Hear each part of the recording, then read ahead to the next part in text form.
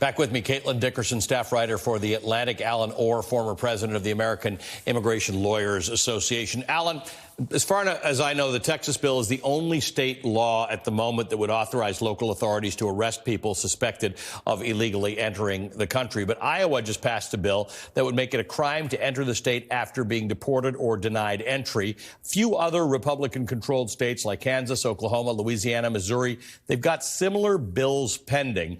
I want to try and understand the interaction between all of these state-level immigration laws. Is it an all-or-nothing thing that states shouldn't have any immigration laws, or does Texas's law sort of feed into some of these other laws?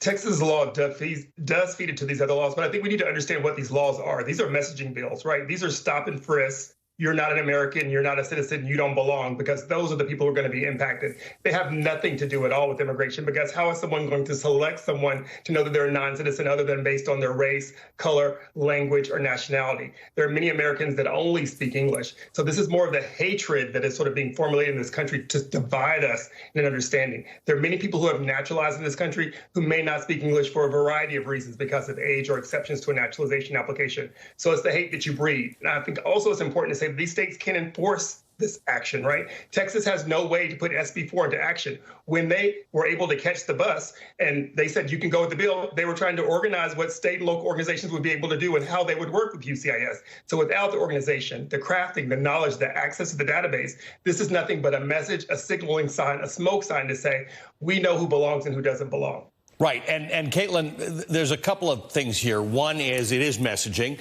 It will actually result in real hostility to people in America, as if it's not already there, who maybe, as Alan says, maybe don't speak English, or maybe do speak English and just look like they're from somewhere else. And it does belie the fact that whatever you think the solution is to immigration issues in this country, there are potential solutions.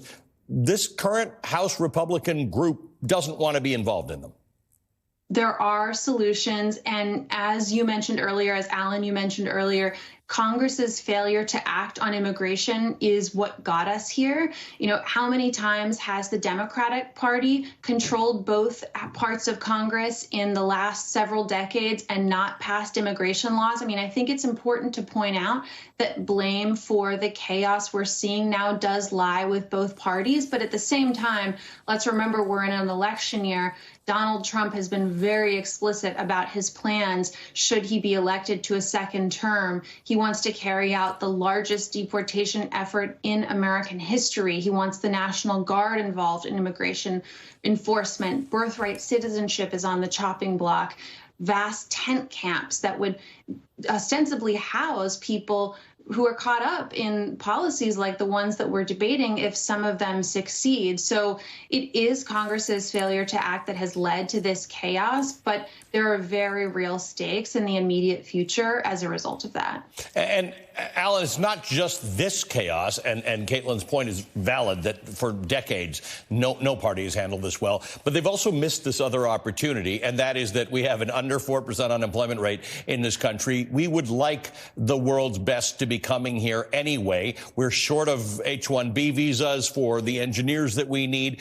This country has come to think of immigration as crime on the southern border, crime coming from the southern border, as opposed to the economic imperative that a growing country that doesn't give birth to enough children needs to be thinking about it as.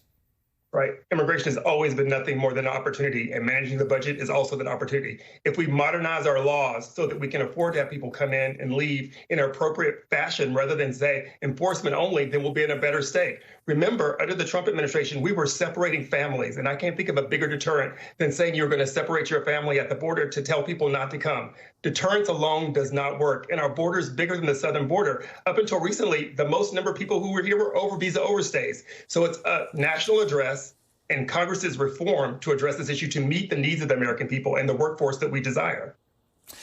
Thanks to both of you. I appreciate this is an ongoing discussion. We'll have more of it. Caitlin Dickerson is a Pulitzer Prize-winning investigative reporter and staff writer for The Atlantic. Alan Orr is an immigration attorney and former president of the American Immigration Lawyers Association.